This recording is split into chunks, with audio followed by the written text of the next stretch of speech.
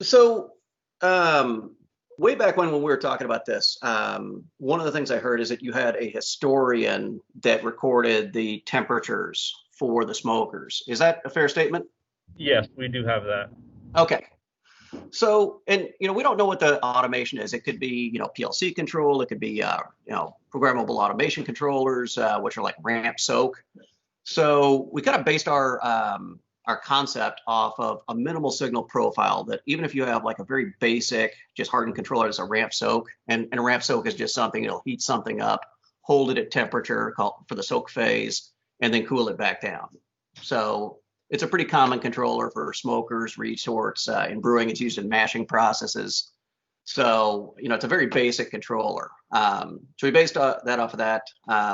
And we've basically just got this simple concept of if we can just read those two same temperatures that the historian is reading, we can do a semi-automatic model of a smoker. And any other signals that we could get are bonus. So if we can get faults, if we can get some other things, that's just added capability.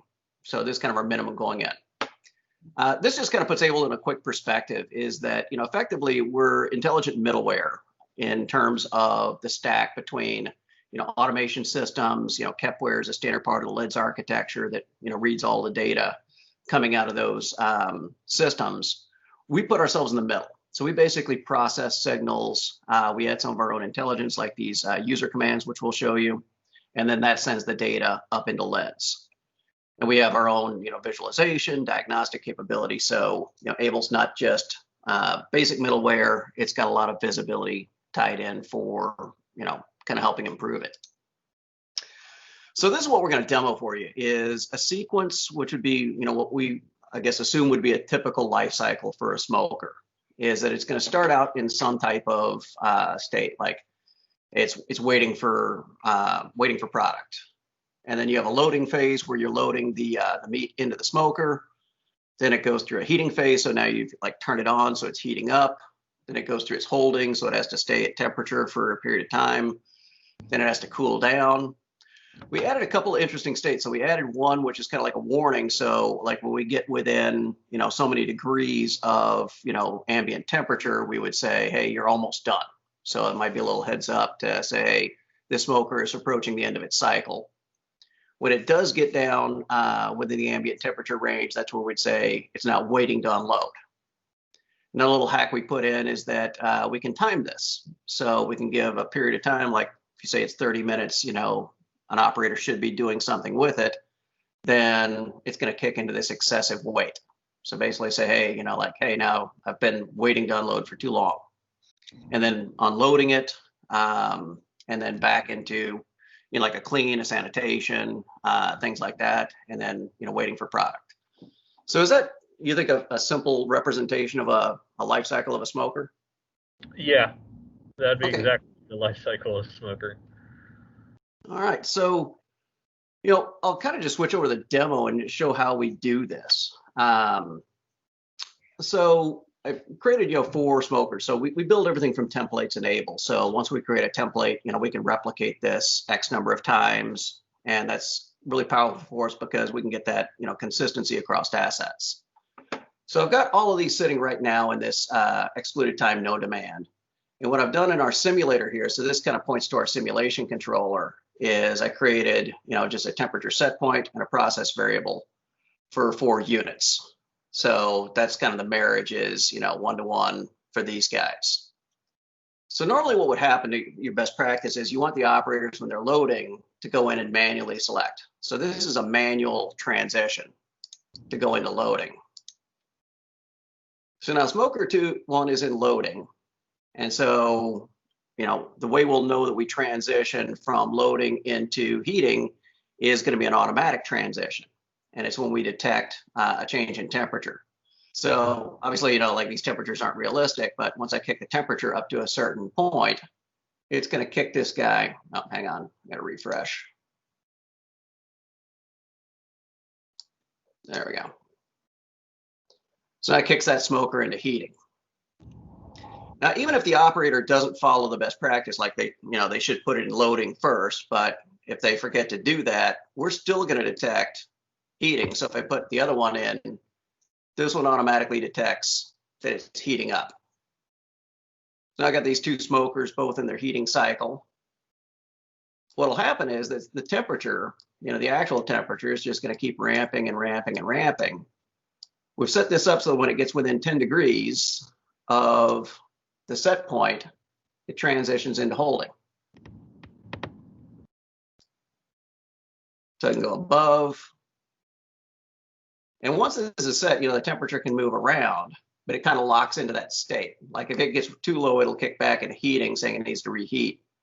But as long as it stays within that 10-degree band, it's just going to remain in that holding state. Okay. So the next thing that should happen is that controller, when it hits whatever time set point that's programmed into it, it's going to drop the set point down. So when it sees that set point drop below a certain threshold, it's going to put the system into cooling. I'll go ahead and kick both of these down into cooling mode. So now what's going to happen is this temperature is going to come down, come down, come down. We just kind of arbitrarily set 20 degrees as the warning threshold. So now this one's showing it's almost done. Okay. So again, it would keep like working its way down. When it gets below 10, now it's waiting to unload. I'll go ahead and sequence this guy into its almost done state. And just for grins, I'll kick these guys up in.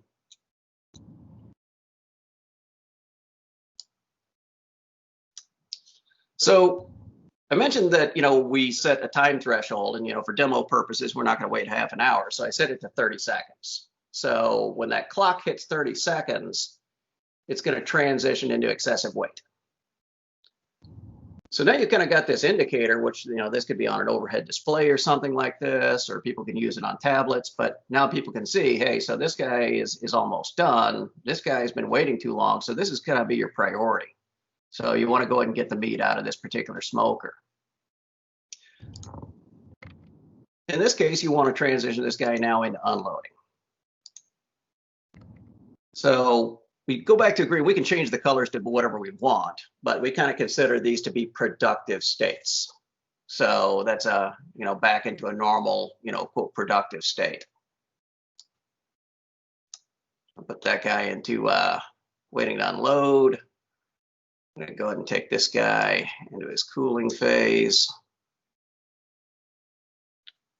Kick this guy up into his holding phase. So I'm just kind of moving these guys around. Ultimately, this one, once it's fully unloaded, it's going to go back to here. But let's say you ran into some kind of problem. So let's just say QA checks. You're starting to unload, but the QA lab said that's no good. So it takes on a red indicator. Okay. Put this guy in unloading here. We're going to go ahead and take this guy all the way down. So you can kind of see the idea here is that, this guy went, let's say he did a normal unload. So we're just going to put him in a no demand. And we're using like the standard LED's loss tree. So we can, obviously tailor this to some degree, but this is using some of the standard LED stuff here. Yep. The other view you can look at this in is what's called DNA view. So if you want to see, like in a group of smokers, what's been going on for a period of time, I change the filter here to a tighter time frame. You can actually see the sequencing of things. So it's been, through a couple of productive events. You can click on it. So, that was the holding phase there. That guy was in holding. You see any red, you want to see what the red was, that was your operational downtime.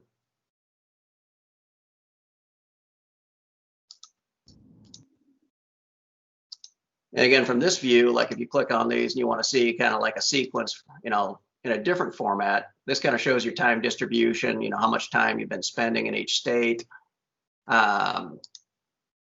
This is only your non-productive stuff. So if you just want to see where your losses are, that's a view of the different losses.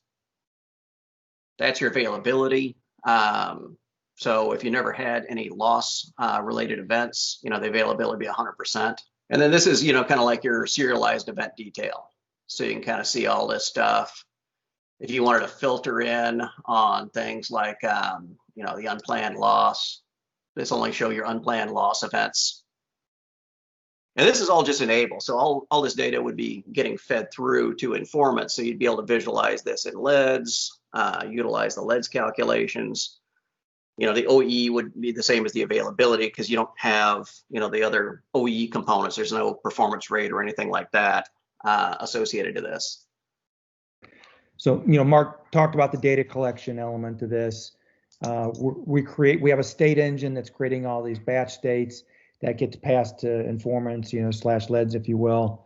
We've got this operator interface for entering the batch states as well as the PLC triggered information. The plants really love the visibility element. So that demo that Mark was showing you, that's the live application. That's kind of what it looks like. So, being able to kind of click in and do all that's pretty powerful. So the key thing is that you got the ability to do both manual entry and PLC triggered kind of steps, if you will. Okay. So you can kind of mix and match, if you will, in terms of what data is available to you. And then all this eventually makes it into LEDs, and then within LEDs, you get things like, so you've got this DNA view that Mark showed you, right? And then within LEDs here, you've got similar complementary information, whether it's the process timeline within LEDs or whether it's doing a Pareto chart of those batch steps. Again, maybe organized by batch or batch type, if you will.